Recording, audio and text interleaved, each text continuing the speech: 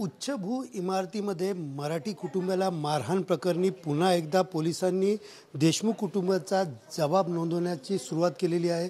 आपण पाहू शकता या ठिकाणी पोलीस जी आहे ती पुन्हा त्यांच्या घरी पोहोचलेली आहेत आणि या ठिकाणी त्यांचा जबाब जो आहे देशमुख कुटुंबासह आजूबाजूच्या जे परिसरात राहणारे आहेत किंवा त्यांचे शेजारी आहेत यांचा या ठिकाणी जबाब नोंदवला जात आहेत। एकंदरीत पाहायला गेलं तर 2 दिवसापूर्वी याच अजमेरा हाइट्स या बिल्डिंगमध्ये 4थ्या माळ्यावर राहणाऱ्या जे धीरज देशमुख आहे यांना त्यांच्याच शेजारी राहणाऱ्या अखिलेश शुक्ला यांनी काही गुंड बोलून मारहाण केली होती आणि या प्रकरणी पोलीस स्थानकामध्ये परस्पर दोघांच्या विरोधात गुन्हा देखील दाखल करण्यात आला होता। मात्र आरोपीला अटक होत नाही अशी मागणी घेत स्थानिक जे रहिवासी आहेत यांनी आज सकाळपासूनच या ठिकाणी आंदोलनाला सुरुवात केली होती व ही आंदोलनाला सुरुवात झाल्यानंतर या ठिकाणी आमच्या स्टेटमेंटप्रमाणे आम्ही सांगितल्याप्रमाणे पोलिसांनी गुन्हा नोंद केला नाही अशी या ठिकाणी जी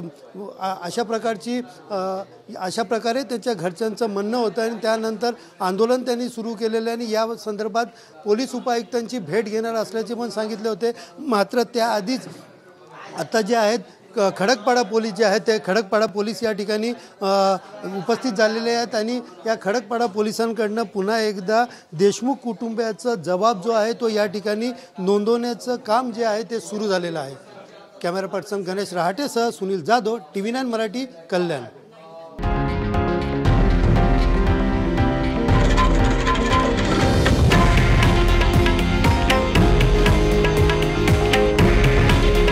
हे आहे देशातील नंबर 1 न्यूज नेटवर्क आणि आपण पाहत आहात TV9 मराठी। काळजी तुमची, हित महाराष्ट्राचं।